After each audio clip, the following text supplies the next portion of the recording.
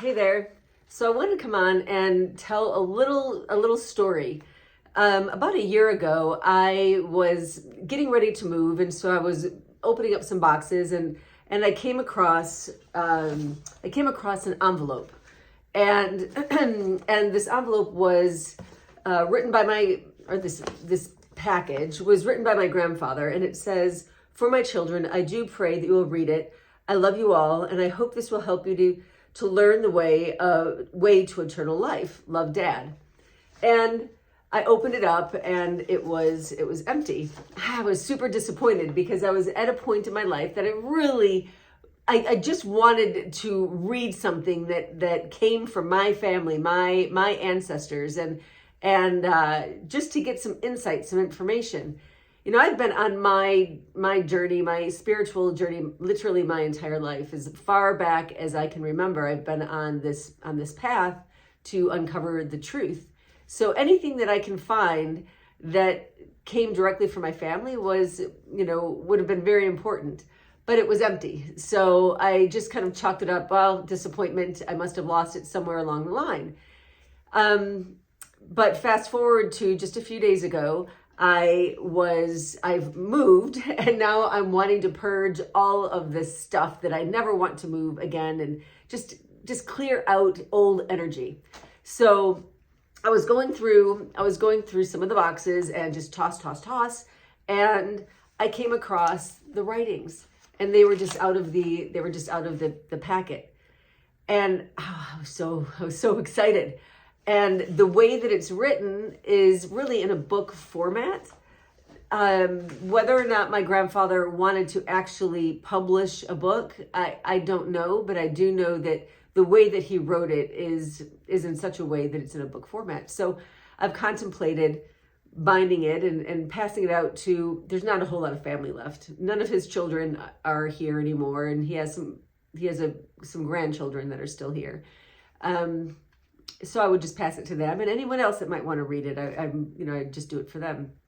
Anyway, so I want to give a little bit of background. My grandfather was, I just loved him so much. Actually, my grandmother and grandfather I loved so much. He also adored me. I was sort of like the apple of his eye. For whatever reason, he really took to me out of all of the grandkids. And all the cousins used to say, anything that little Jenny wants, little Jenny gets. And mind you, they didn't have anything. They were very, very simple folks. I lived with them my sister and I both did, when between the ages of 1 and like 4-ish. And then we would come down every summer after that to stay with them, during the summer while my mom worked. She was a single mom.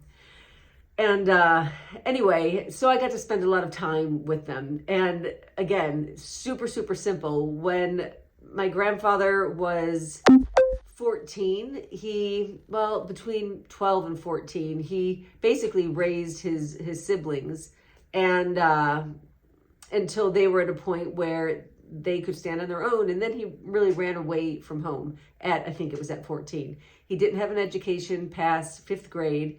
And he just went into doing some crazy stuff. He went into gambling and partying and doing drugs, and just went wild. He was a bit of a rebel. When he was 18, he met my grandmother, who was 14. They got married, and then they had 3 children. And my grandfather became, I believe, a truck driver for a while. He had some odd jobs, and then they ended up opening up a chicken farm, and they would sell their chicken to Tyson and so on and so forth. Eventually they completely downsized and had this little house at the base of Petit Jean Mountain in Arkansas.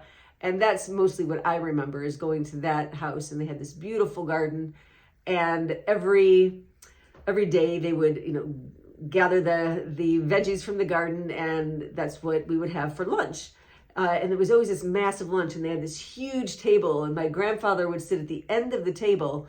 And this was my only exposure to his beliefs, was this prayer that he would say every day at lunch. And it was a really, really intense prayer, and he would hold his hands over the food, and he would just really put everything into it. And you could feel it. But my cousin and I would always kind of make fun of him and make fun of the prayer and mock him and laugh and whatever. And my grandmother would take us aside and scold us and say, "Oh, you girls, your grandfather loves you so much, you shouldn't make fun of him." And we're like, "Ha ha ha," and just went off and played, and just typical kids. And that definitely didn't stop my grandfather from still loving us so much. Anyway, so life goes on, and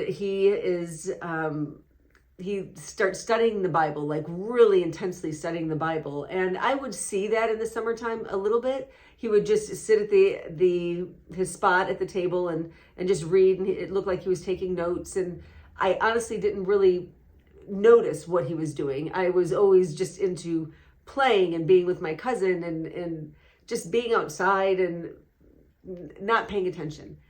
And then being raised by my mom, we never went to church. It wasn't any, there was no, I knew that she believed in God, and that was about it. I had a strong connection early. From as long back as I can remember, it's been my mission to have a connection and to cultivate that connection with something greater. Had all sorts of different names for the Creator through life, but I definitely had a very, very strong connection and always sought more. I was always very curious about, what is beyond us. So anyway, I wanted to give that little bit of background to what I want to share with you today. And originally I was going to actually start a series and read his writings. But as I read through it, I realized that it's not necessarily, I don't align with what he wrote. And yet there's so many truths in what he wrote that are like profound and beautiful. And yet there's so many aspects of it that I'm like, wow, he didn't see beyond that limiting belief. He's still stuck on that story. And so I'm like, no, it's not what I believe. So I don't want to share it. At least not today. But what did come to me with all of that, my grandfather and my mom and me, just the progression of looking for that meaning and that depth of meaning evolving through the generations. But what I found very interesting is that the truths that I found to be very profound, I still are still in my heart. And in my purging with all those boxes, I came across writings that my mom did. Nothing like how my grandfather did, but just different writings, Dear God, and she would write. Her connection with something greater than herself had evolved a little bit more than where my grandfather was. And certainly where I am, I've evolved beyond where my mom was, and have discovered greater truths and understandings and so on and so forth. But none of it was necessarily passed down from one generation to the next in terms of what our actual beliefs were. My grandfather didn't necessarily, or my mom wasn't necessarily raised with a very religious father. She was raised with a father who gambled and drank and, all of that. So it was interesting to see how she gleaned some of the truths that he found, and I took on some of the beliefs that my mom had.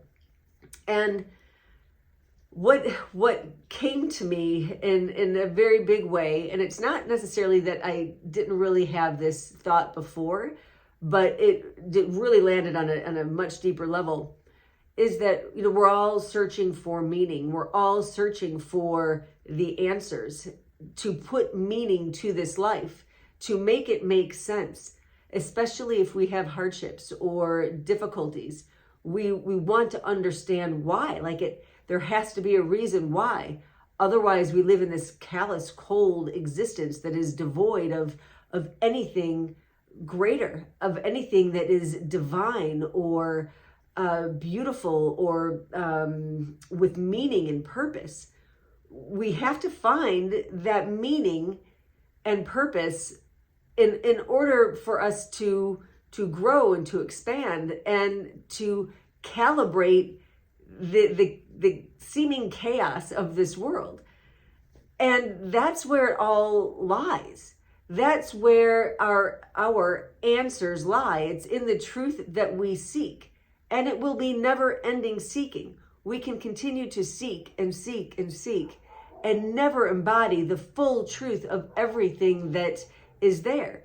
And we're not necessarily meant to. We're meant to want to seek and want to learn and to want to grow. The world of spirit is intertwined with the cause and effect nature of reality. It's like it's woven into the web of reality. And for us to embody a belief or a stream of consciousness, it changes our path in life. It changes our trajectory, because that spirit that's interwoven in that web of reality can help to shape reality. It creates the meaning that we're looking for in life. And it's super profound, and it's absolutely stunningly beautiful. And I wanted to share all of that with you. And there's so much more that I want to talk about, not necessarily about, again, what I found in these writings, although I think one day maybe I'll do a little series on it and just read what he wrote, because there is a lot of truth in what he wrote. But the true nature of reality, I believe, goes beyond that. And we're at a time right now where we have access to so much wisdom that comes through to us from all sorts of people throughout the world. People who have done the research, people who have really studied and embodied ancient teachings. And it's wonderful. But at the end of the day, we need to enjoy our life. We need to step into a life that we love and that we enjoy. And the cherry on top is the meaning that we put to all of it, all of our experiences. It's what makes us want to create a more beautiful world. It's what makes us want to show up the best versions of ourselves all the time. So yeah, find that meaning, find what makes you light up, and live your life in the best way that you can live your life. And do it with a smile on your face would be amazing. So that's all I wanted to say. And I wanted to share that story with you. Certainly, if you have any questions or are interested in what he wrote, because it is interesting, please feel free to reach out. And I would be happy to share with you anything that you're interested in. So, all right, that's it. I love you all. Have a beautiful day, and I will talk to you soon.